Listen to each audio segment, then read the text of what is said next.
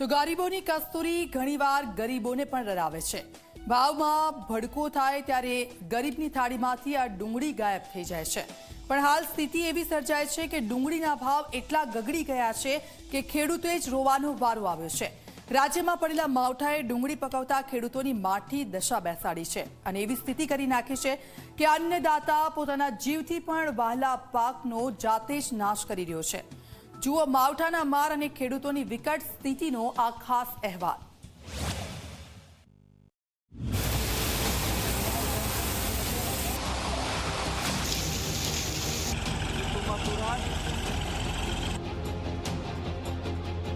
આ દ્રશ્યો અમરેલી જિલ્લાના સાવરકુંડલા તાલુકાના છે।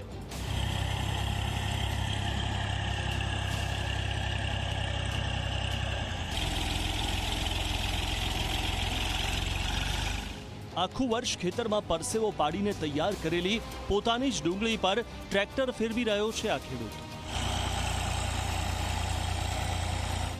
પોતાના જ પાકનો પોતે જ નાશ કરી રહ્યો છે।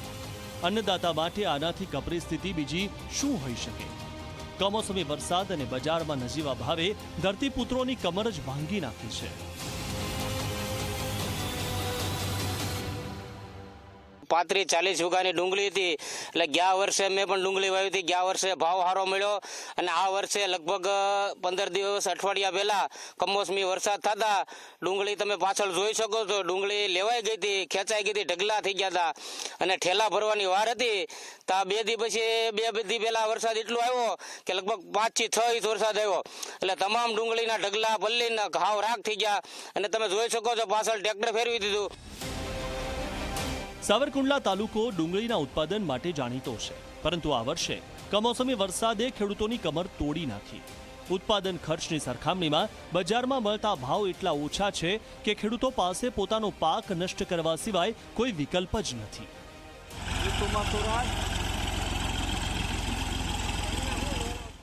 જે ઢગલા હતા તમામ બધા પલ્લીને નીચે હળી ગયા અને નીચે પાણી આવી ગયું એટલે એકેય ઢગલાની અંદર સારો રહ્યો નથી અને મજૂરીના અને બિયારણના ખાતરના એ પૈસા ગયા અને ભાગ્યાને જે કાંઈ આપ્યા એ ગયા અને કાઢવાની મજૂરીના ગયા એટલે અત્યારે એવી પોઝિશન છે ખેડૂત ઓલા ઓક્સિજન ઉપર આવી ગયા છે।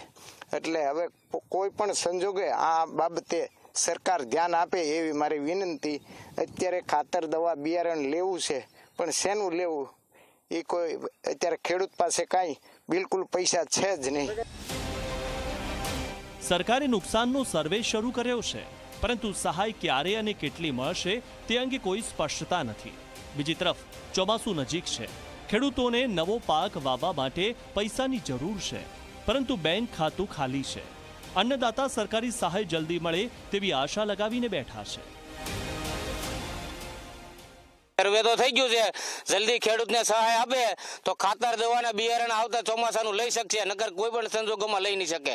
અત્યારે ડુંગળી 40 થી 100 રૂપિયા જાય છે એટલે લઈ જવાનો ખર્ચો નથી થતો। 33 રૂપિયાનો ઠેલો આવે છે, 40 રૂપિયા ભાડું છે એટલે 100 રૂપિયા તો ખર્ચો આઈના થઈ જાય છે એટલે બધી ખેડૂતને પૂરેપૂરી નુકસાની છે આ વર્ષે। આ ખેડૂતો જે દેશનું પેટ ભરે છે, આજે પોતે જ ભૂખ્યા મનથી પોતાના પાકનો નાશ કરી રહ્યા છે। પ્રશ્ન એ છે કે આ ખેડૂતોની પીડા કોણ સાંભળશે?